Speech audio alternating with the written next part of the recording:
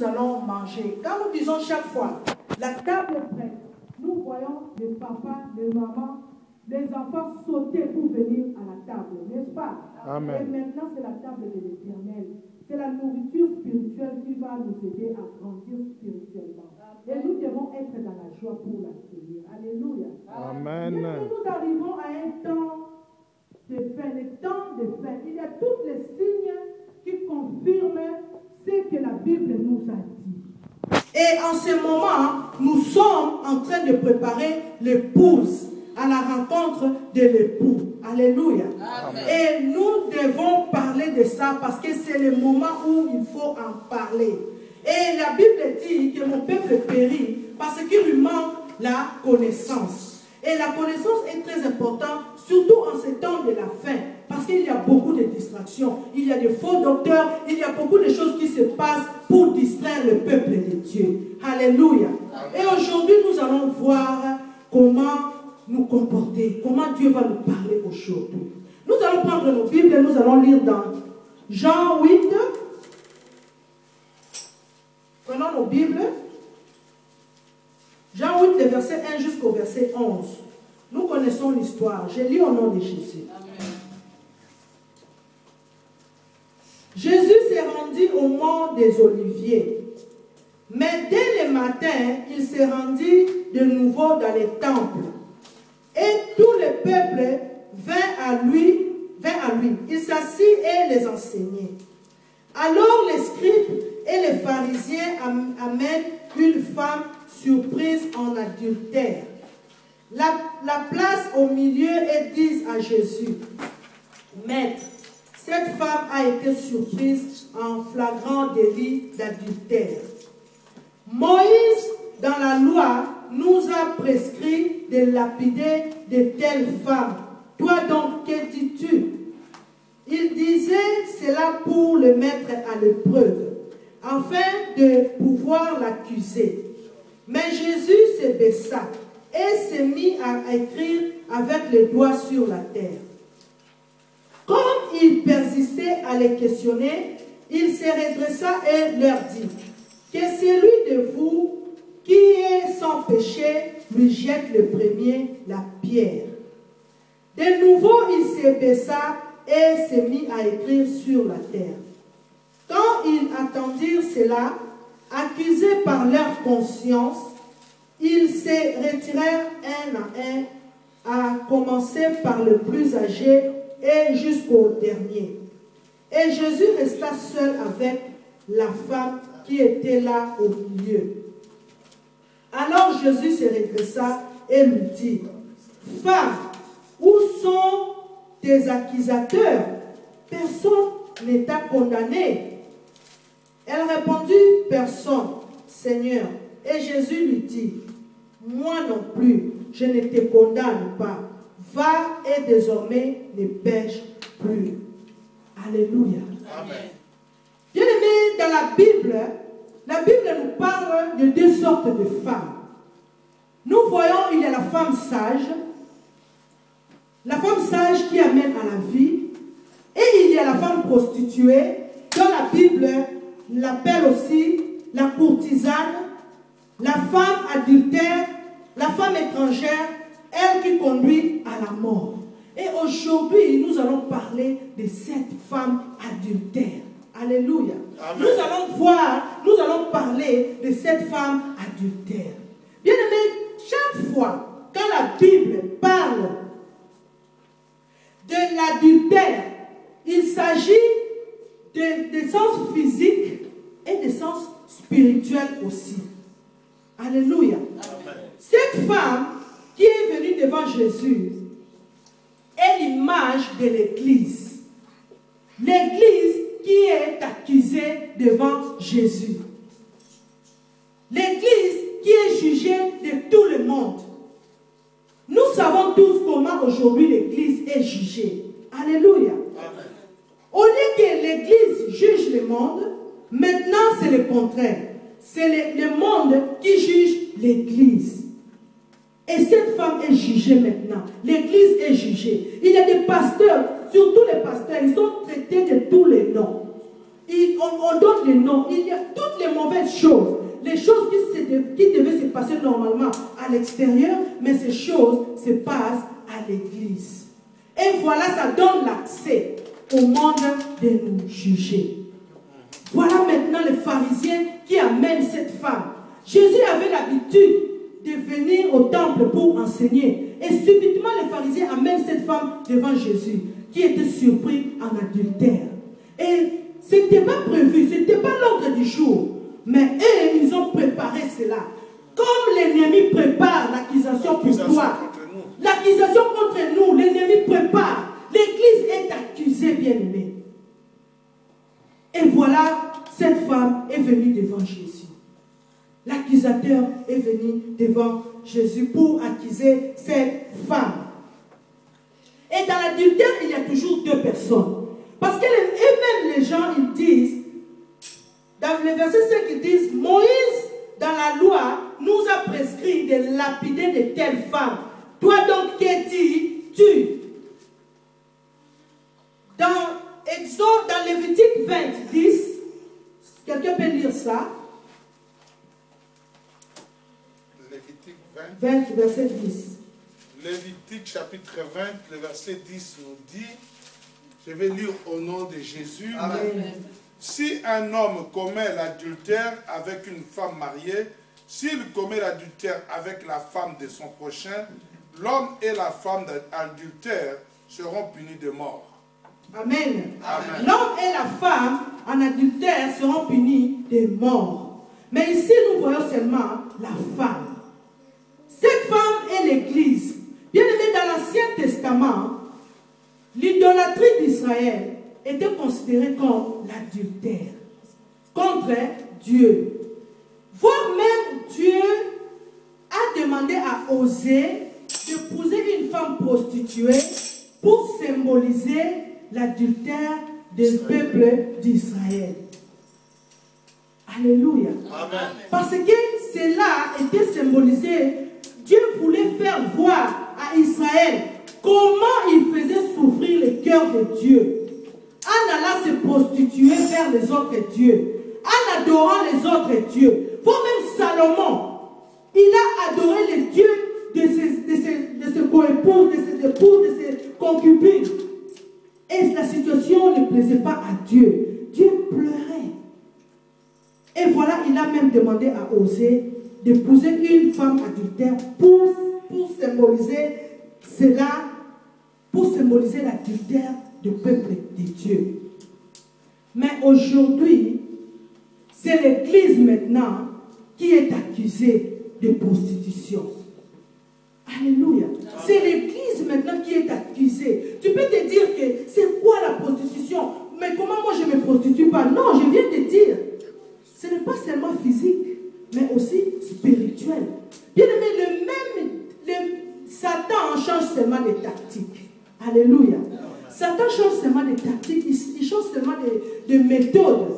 Mais c'est le même. C'est le même démon. C'est la même voix qui a trompé Ève, qui nous trompe jusqu'aujourd'hui. C'est la même voix qui a trompé le peuple d'Israël pour aller vers les autres dieux. C'est la même voix qui nous trompe aujourd'hui. Et nous allons voir maintenant comment on peut dire que nous sommes en adultère. Nous allons prendre nos Bibles et nous allons prendre les psaumes 106, verset 39. Psaume 106, 106, verset 39. verset 39. Je vais lire au nom de Jésus. Amen. La Bible nous dit, ils s'essuièrent par leurs œuvres, ils se prostituèrent par leur agissement. Continue. Non, c'est bon. Amen. Amen. Tu prends encore Ézéchiel 20, le verset 30 à 31. Ézéchiel chapitre 20, le verset 30 à 31. La Bible nous dit, c'est pourquoi dit à la maison d'Israël, ainsi parle le Seigneur l'Éternel, ne vous souillez-vous pas à la manière de vos pères et ne vous prostituez-vous pas en suivant leurs abominations, en présentant vos dons en faisant passer vos enfants par le feu, vous vous souillez jusqu'à ce jour par toutes vos idoles. Et moi, je me laisserai consulter par vous, maison d'Israël. Je suis vivant, oracle du Seigneur, l'Éternel. Je ne me laisserai pas consulter par vous. Et lisez encore Galates 5, le verset 19.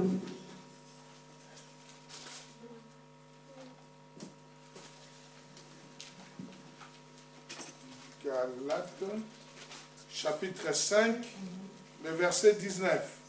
La Bible dit, « Or, les œuvres de la chair sont évidentes, c'est-à-dire inconduite, impureté, débauche, idolâtrie, magie, hostilité, discorde, jalousie, fureur, rivalité, division, parti pris, envie, ivrognerie, orgie et choses semblables. Je vous préviens, comme je l'ai déjà fait, ceux qui se livrent à de telles pratiques n'hériteront pas du royaume de Dieu. » Alléluia. Amen. La Bible elle dit bien qu'ils se prostituèrent par leurs œuvres. C'est par nos œuvres que nous nous prostituons. Et nous avons lu les œuvres de la chair. Nous avons vu quelles sont les œuvres de la chair. Pasteur peut nous lire encore une fois. Je vais lire au nom de Jésus, Galates chapitre 5, à partir du verset 29. Les œuvres de la chair sont évidentes, c'est-à-dire inconduite, impureté, débauche, idolâtrie, magie, hostilité, discorde, jalousie, fureur, rivalité, division, parti pris, envie, ivrognerie, orgie et choses semblables. Toi, tu te dis que non, moi je ne vais pas vers une autre femme. Moi je ne vais pas vers un autre homme. Je ne me prostitue pas. Mais voilà aujourd'hui, Dieu nous dit, on se prostitue par nos œuvres. Aujourd'hui, nous voyons les chrétiens à double face. Face A et face B. Quand nous venons à l'église, c'est la face A. Et quand nous sommes à la maison, c'est la face B. Il y a des chrétiens à double face. Il y a des chrétiens qui se comportent comme des païens. Quand tu les rencontres, tu ne sais même plus. Est-ce qu'elle est chrétienne ou bien elle est païenne? Parce qu'il n'y a pas tu ne vois pas les cachets de Jésus en lui. Comme l'apôtre Paul dit, les souffrances que j'ai pour Jésus, c'est ça les cachets que je porte. Est-ce que tu as les cachets de Jésus en toi?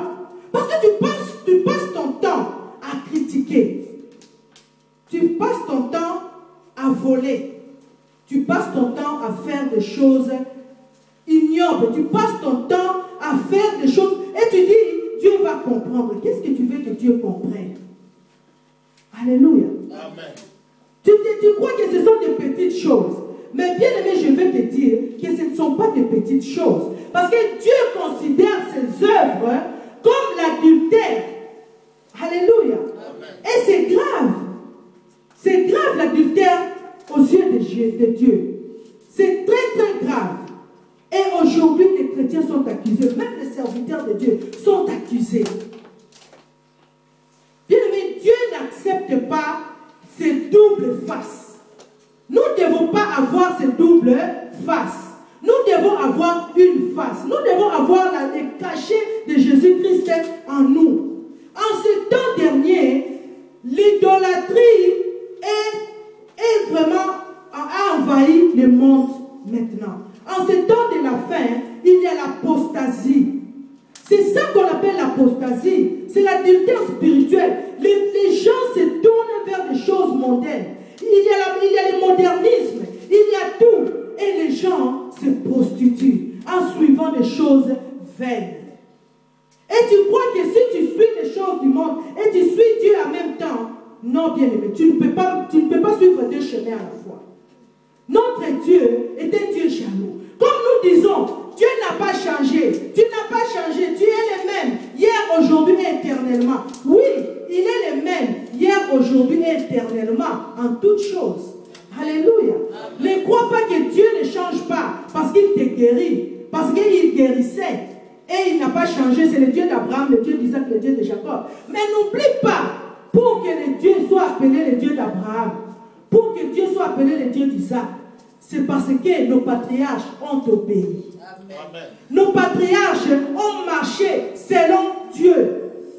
Il n'a pas changé, il est jaloux comme toujours. Alléluia. Il punit comme toujours, il est le même. En tout. Alléluia. Il n'a pas changé. Il ne faut pas mélanger. Il ne faut pas faire le mélange. Il ne faut pas faire les ratatouilles avec Dieu. Tu marches tantôt comme ça, tantôt comme ça. Ce n'est pas bien. Et Dieu a puni le peuple d'Israël. Dieu parlait. Il appelait le peuple d'Israël à retourner. Et voilà maintenant, nous sommes au temps de la fin. Et au temps de la fin, c'est cet esprit qui revient encore. Alléluia. C'est cette femme adultère qui revient encore. Voilà maintenant, elle est accusée. Bien aimé, si nous lisons dans Apocalypse 2, nous prenons Apocalypse 2 et 3.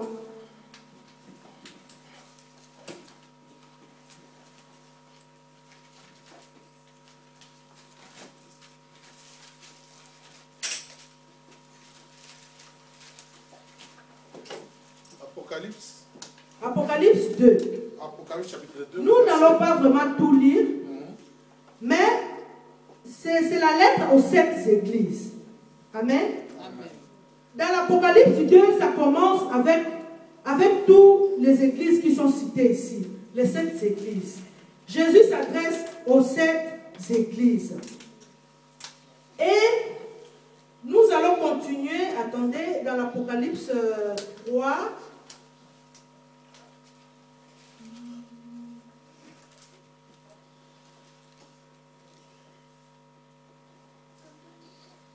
Apocalypse 3 à l'église de la Laodicée.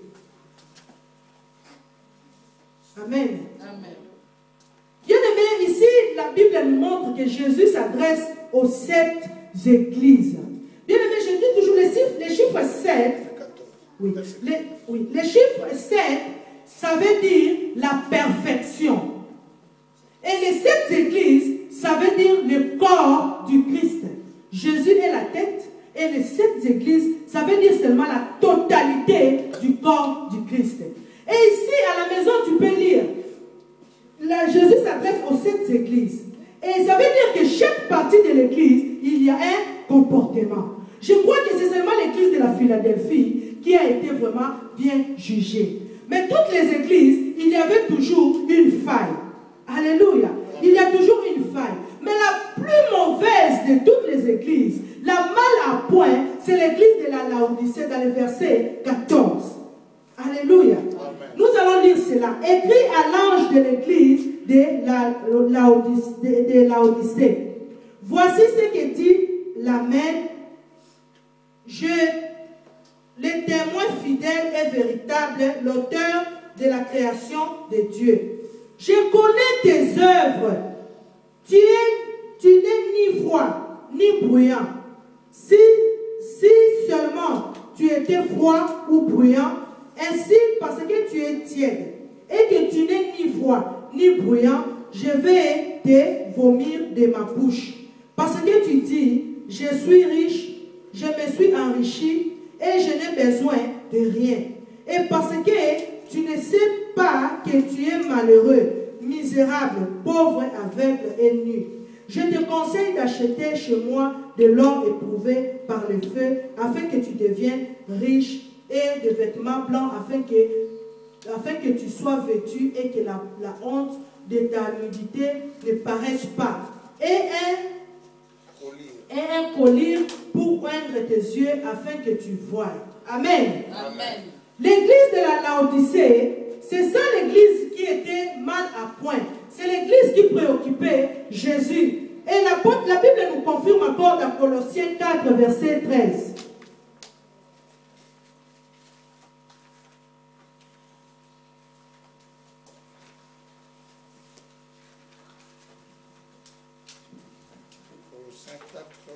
Verset 13. Verset 13 nous dit, je lui rends ce témoignage qui prend beaucoup de peine pour vous, pour ceux de la Laodicée et pour ceux d'Hierapolis. Alléluia. Amen. Bien-aimés, c'est la situation des temps de fin. Colossiens 4 nous le confirme. Jésus s'est préoccupé de l'église de la Laodicée. Laodicée, c'était une ville, bien-aimée. À cette époque-là, la ville était prospère. La ville avait sa banque. La ville frappait même sa propre monnaie. Cette ville était riche. Elle fabriquait des vêtements de laine noire. Elle était une ville prospère. Et c'est à peu près la même chose avec l'époque que nous traversons. Laodicée, ça veut dire, il y a deux mots dedans, Lao et Dicée. C'est le pouvoir du peuple. Et aujourd'hui, il y a la démocratie. C'est ça qui se passe aujourd'hui. Nous sommes au temps de la démocratie. Alléluia. Et c'est une époque où la science a évolué. Nous voyons des choses qui ont changé. Les télévisions ont changé. Les ordinateurs ont changé. Il y a le modernisme. Et cela trouble le peuple de Dieu.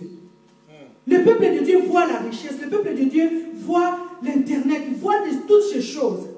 Et la démocratie, tout le monde dit la démocratie. Tu vois les enfants qui disent aux parents, non, c'est la démocratie quand même. Alléluia. Même à la maison, les enfants demandent la démocratie. Tu vois une femme qui dit à son mari, non, c'est la démocratie. On l'utilise de façon abusive. Mais bien aimé, c'est la même situation avec l'église de Laodicée. Et c'est l'époque. Maintenant, c'est cet esprit-là qui règne en ce temps de la fin. En ce temps de la fin, il y a la prostitution. Le monde, l'église se tourne vers le matérialisme. Alléluia. Amen. Tu vois quelqu'un qui jeûne, quelqu'un qui fait des prières en Afrique et il prie pour venir en Europe. Alléluia. Mais quand elle arrive ici en Europe, elle ne prie plus. Elle te dira seulement, moi je priais dans l'église de tel pasteur. Mais ici, avec le matérialisme, elle dit non, maintenant je veux vivre. Maintenant je veux profiter. Nazape moi na moto. Si vous avez commis tango na sepela. Alléluia. Mais c'est l'ignorance, bien aimé. C'est le temps de la fin. C'est la distraction. Nous ne devons pas nous comporter ainsi. Dieu ne va pas prendre tantôt tu es chaud, tantôt tu es froid. Non, Dieu va te vomira, comme cette église. Dieu te vomira, pardon. Alléluia. Dieu te vomira. Tu ne peux pas mélanger. Tu ne peux pas vendre la drogue et tu prends cet argent, tu mets la dîme à l'église et tu dis Dieu va me bénir. Non, bien-aimé. Alléluia. Non. Tu ne peux pas jouer ce double jeu. Dans notre pays, nous disons les chiens à quatre pattes, mais ils suivent seulement un seul chemin. Amen. Et toi qui as deux pieds, pourquoi tu veux suivre plusieurs chemins à la fois? Tu tomberas dans l'une d'elles, comme la Bible dit. Nous devons faire attention, parce que l'apostasie est en train de dominer dans l'église. L'adultère est entré dans l'église. Nos œuvres, nous devons faire attention à nos œuvres. Comme je disais, c'est le même esprit qui a accusé, qui a parlé à Ève. Et c'est le même esprit qui accuse l'église aujourd'hui. Et c'est les ruses, c'est le même esprit accompagné des ruses qui accuse maintenant. C'est toujours l'accusateur de nos frères. Il change de forme. Ici, nous voyons, c'était les sacrificateurs qui étaient venus accuser. Mais aujourd'hui, ce n'est plus les scribes, mais ce sont des païens. C'est le monde qui nous accuse aujourd'hui. Et face à cela, nous voyons cette femme qui est accusée, qui n'a pas de force. L'Église est affaiblie par ces choses. Tu peux aller quelque part, tu parles avec quelqu'un, mais dès que la personne comprend que tu es servante de Dieu, tu vois le mépris. Alléluia. Parce que l'Église est affaiblie. Ses œuvres affaiblissent l'Église.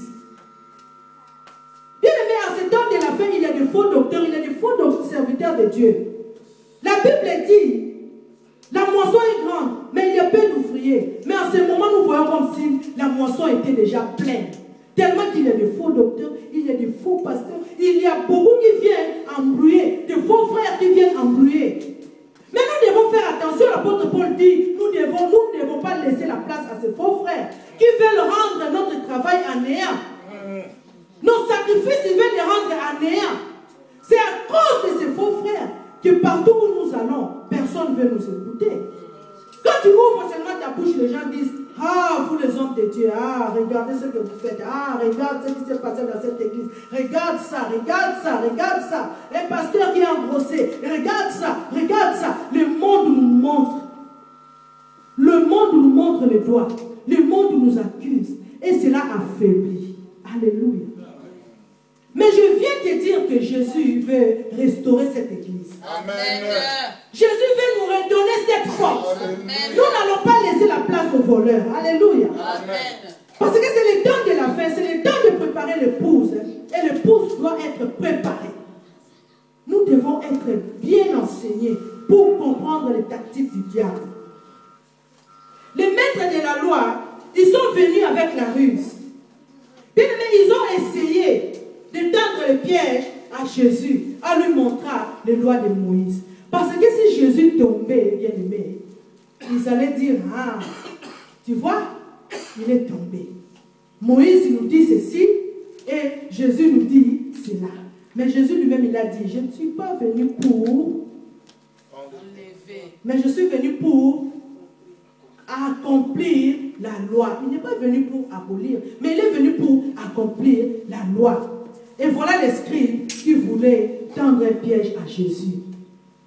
Et à part ça, ils voulaient aussi tendre un piège à Jésus, parce que normalement les Juifs ne peuvent pas condamner à mort. S'il y a la condamnation à mort, ça revenait aux Romains de condamner. Alléluia. C'est à cause de cela aussi que l'apôtre Paul s'est appuyé sur ça. Parce que les Juifs voulaient tuer l'apôtre Paul. Mais il s'est défendu. Il a dit non, je suis aussi citoyen romain. Alléluia.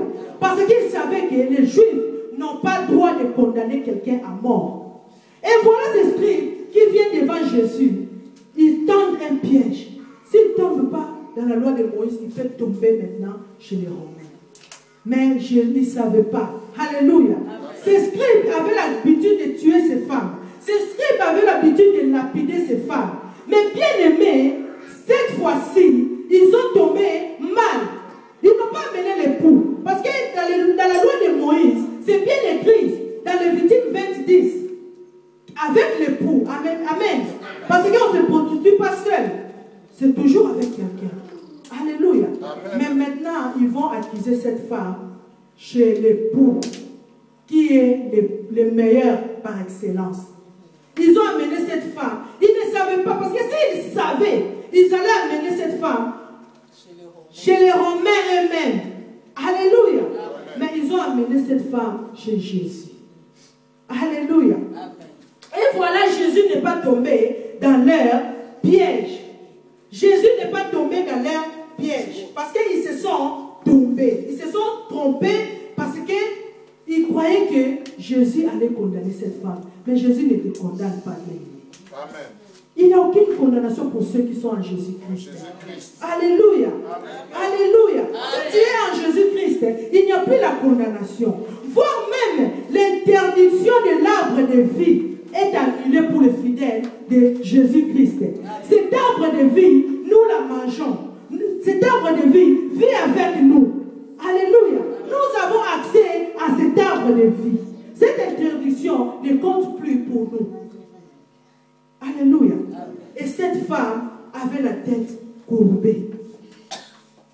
Et le verset 7 nous dit, comme il persistait à les questionner, il s'adressa et leur dit, que celui de vous qui est sans péché lui jette le premier la pierre. De nouveau, il se baissa et se mit à écrire sur la terre. Quand ils attendirent cela, accusés par leur conscience, ils se retirèrent un à un, à commencer par le plus âgé jusqu'au dernier. Et Jésus resta seul avec la femme. Alléluia. Amen. Jésus resta seul avec la femme. Bien-aimés, de mots à dire parce qu'elle était accusée. Et cet esprit d'adultère qui est en train de dominer dans le monde, cet esprit amène l'égarement. Il y a l'égarement maintenant dans le peuple de Dieu. Le peuple est égaré. Bien aimé, nous voyons beaucoup de gens qui sont restés, qui restent maintenant à la maison. Nous avons du travail. Parce qu'il y a beaucoup qui venaient à l'église. Nous avons des frères rétrogradés, des sœurs rétrogradées. Il y a des gens qui restent à la maison. Parce qu'ils se disent, ce qui se passe à l'église, non, nous ne voulons plus. Mais laisse-moi te dire, bien aimé, tu ne peux pas rester à la maison à cause du comportement d'un pasteur, à cause du comportement d'une sœur ou d'un frère.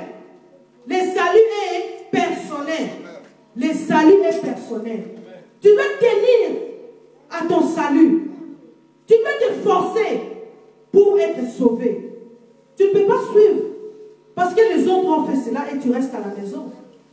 C'est le but même de cet esprit d'adultère. C'est le but même de cet esprit qui vient égarer le peuple de Dieu. Mais Jésus dit dans Matthieu 18, 12, si nous pouvons lire, Papa Gilles, si tu peux lire pour nous.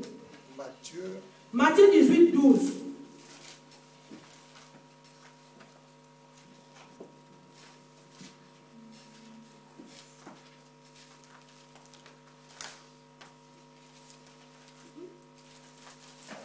Matthieu 18, verset 12 nous dit, je vais lire au nom de Jésus. Amen.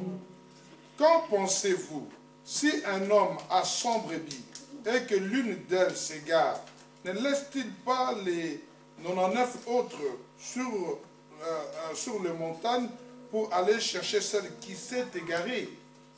Amen. Et Matthieu 15, 24. Matthieu chapitre 15, le verset 24 nous dit, il répondit, je n'ai été envoyé qu'aux brebis perdues de la maison d'Israël. Amen. Amen. Jésus était envoyé pour les brebis perdues d'Israël. En ce temps de la fin, tous ces brebis perdus, Jésus est venu pour eux. Amen. Alléluia. Amen. Nous devons vraiment faire un effort pour faire le travail de Dieu comme il faut, pour récupérer tous ces brebis. Alléluia. Amen. Personne ne pouvait jouer le médiateur entre cette femme et son accusateur. Mais aujourd'hui, Jésus, Dieu a envoyé Jésus-Christ pour jouer l'arbitre. C'est écrit dans Ésaïe 11, verset 4. Si nous pouvons lire Ésaïe 11, le verset 4. Ésaïe 11, verset 4.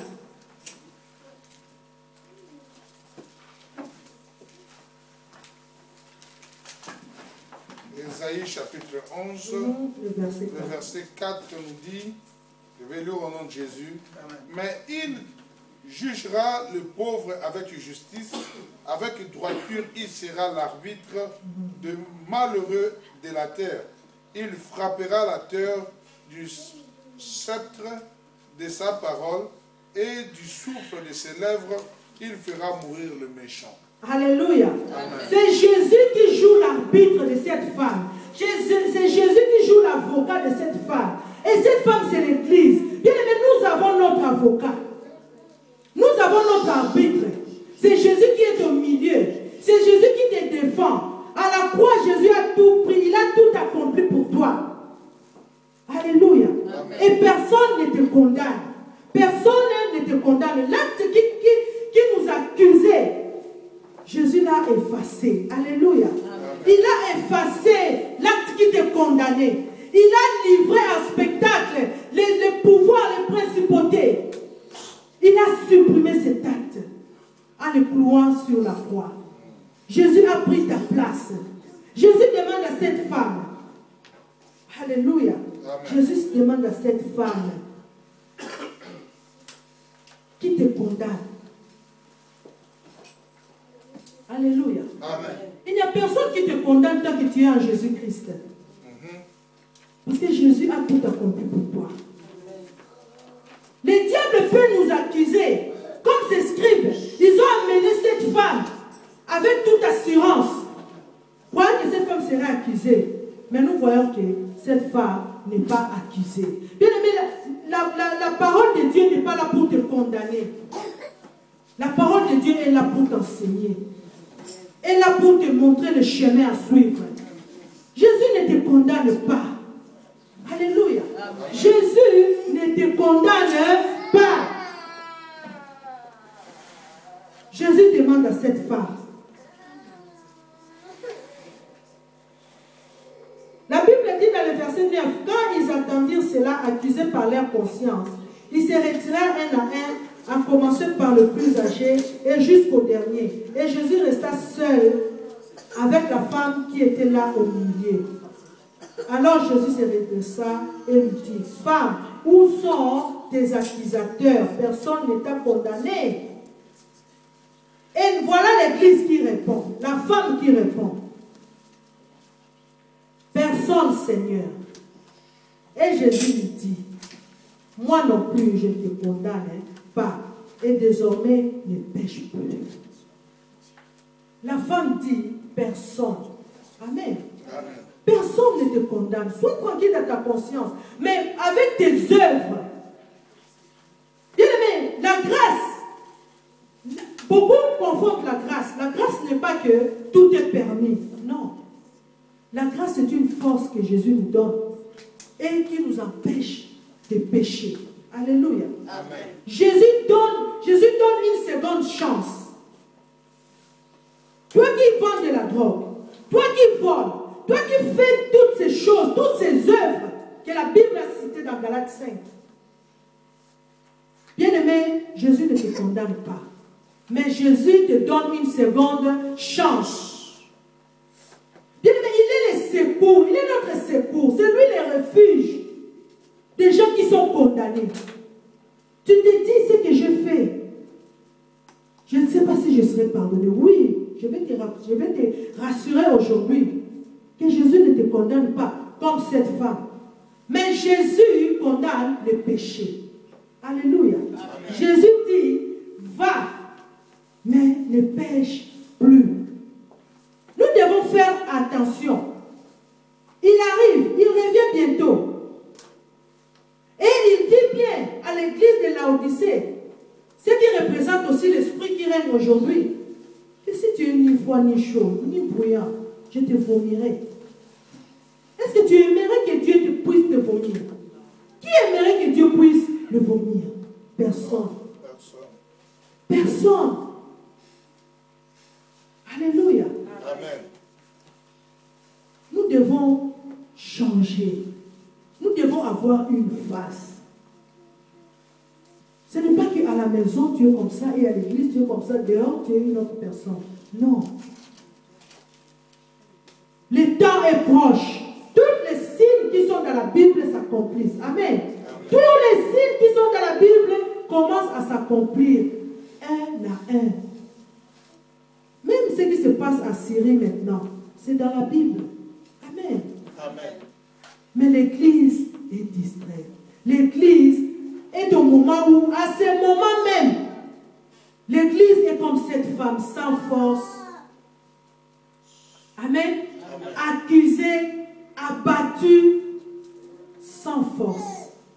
Mais bien aimé, Jésus a joué l'arbitre pour toi.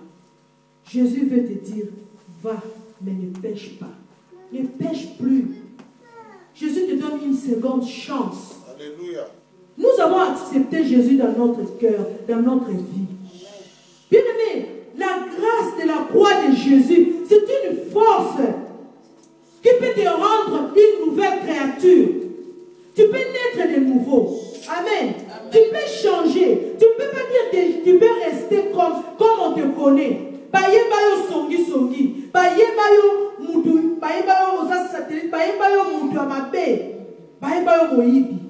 Tu es connu comme vendeur de drogue. Mais je te dis, ce n'est pas trop tard, bien-aimé. La grâce de la croix, la force, la puissance de la croix peut te rendre une nouvelle créature. Amen. Tu peux naître de nouveau. Alléluia. Amen. Tu peux naître de nouveau. Change de camp. Toi qui n'as pas encore reçu le Seigneur Jésus-Christ, change de camp. Amen. Change de camp, bien-aimé. Imagine seulement une fois, si cette femme était conduite au Sanhédrin, si cette femme était conduite vers les Romains. Alléluia. Amen. Nous connaissons la suite. Elle allait être tuée. Amen. Amen. Elle allait être tuée. Et toi, qui vends de la drogue maintenant, toi qui fais des choses mauvaises maintenant, bien aimé, Jésus te donne encore une seconde chance. Comme à cette femme. Cette femme a échappé à la mort. Amen. Amen. Je pense que quand elle partait, elle se disait, mon Dieu, j'ai vu, c'est la réalité ou bien c'est les rêves. Amen. Parce que dès qu'on l'a amenée, dès qu'on l'a accusée devant Jésus, cette femme avait la tête courbée. Parce qu'elle savait que peut-être dans 30 minutes, je ne serai plus en vie. Amen. Peut-être dans 10 minutes, je ne serai plus en vie. Et quand Jésus lui dit, va et ne pêche plus. Bien aimé, imaginez un peu comment cette femme a senti dans son cœur. Amen. Amen. Nous ne pouvons pas jouer avec la liberté que nous avons. Jésus a payé un grand prix pour que nous soyons libres aujourd'hui. Amen. Amen. Et voilà cette femme qui est libre maintenant. C'est toi, bien-aimé. Jésus a payé un grand prix pour toi. Comme je disais, cette église de la Laodicée, Laodicée, bien-aimé, c'était une ville qui n'était pas directement approvisionnée en eau. L'eau provenait d'une autre ville proche, mais c'était dans des sources chaudes. Amen. L'eau provenait des sources chaudes et cette eau arrivée à Laodicée, elle était tiède. Amen. Et c'est cette image-là que Jésus a utilisée pour montrer aussi comment était l'église de Laodicée. Par son eau qui était tiède et c'était le comportement aussi de l'église. Amen. Mais toi, bien-aimé, tu trouves ta source d'eau, c'est où? Alléluia. Notre source, c'est Jésus-Christ. Amen. Notre eau, notre source, c'est Jésus. C'est source qui vient de la croix de Jésus. C'est là où l'église est née, n'est-ce pas? Amen. Nous sommes nés sur la croix. Quand on a percé la côte de Jésus, il y a l'eau et le sang qui est sorti. C'est la naissance de l'église. Et cette eau, c'est Jésus-Christ. C'est une eau très puissante. Donc l'église est appelée à régner. L'église est appelée à vivre dans la victoire. L'église n'est pas appelée à vivre dans la médiocrité. Amen. Amen. Le diable, lui, court à sa perte. Mais l'église court au triomphe. Parce que Jésus a vaincu. Amen. Jésus te donne une seconde chance. Amen. Et profite. Saisis-la. Saisis cette chance que Jésus te donne. Abandonne ses œuvres, les œuvres de la chair, les œuvres mortes. Parce que Jésus dit bien, c'est la prostitution. Et tu es ni froid ni chaud, il te vomira. Amen. Amen. Ce n'est pas de la blague. Changeons. Alléluia. Amen. Malgré cette accusation, il faut dire au diable que ne condamne pas celui que Dieu a purifié. Nous sommes purifiés par le sang de Jésus. Il n'y a plus aucune condamnation. Va, ne pêche plus. Changeons. Ce n'est pas une religion, ce n'est pas un rituel que nous venons à l'église, nous écoutons la parole et nous retournons à la maison comme nous étions. Non. C'est le moment de mettre en pratique ce que nous attendons et nous devons le mettre en pratique. Tu ne peux pas rester le même. Alléluia. Amen. Tu ne peux pas rester le même. L'Odyssée était tiède comme son eau. Mais nous, notre eau n'est pas tiède. Amen. L'eau dont nous sommes la source, l'eau dont nous vivons, vit en nous. Et cette eau qui jaillit jusqu'à l'éternité. Ce n'est pas tiède, bien-aimé. Nous avons la force. Nous avons la puissance. Bien-aimé, la même puissance qui a résisté Jésus-Christ, c'est la même puissance qui est donnée à l'Église. C'est la même puissance que l'Église a. Nous ne sommes pas une église faible. Nous sommes une église victorieuse. Nous sommes une église glorieuse. Cette femme a redressé la tête. Amen. Elle est partie la tête haute. Parce qu'elle n'était plus condamnée. C'est comme ça que l'église n'est plus condamnée. Écartons de nous tous ces œuvres mortes. Alléluia. Amen. Que Dieu vous bénisse. Amen.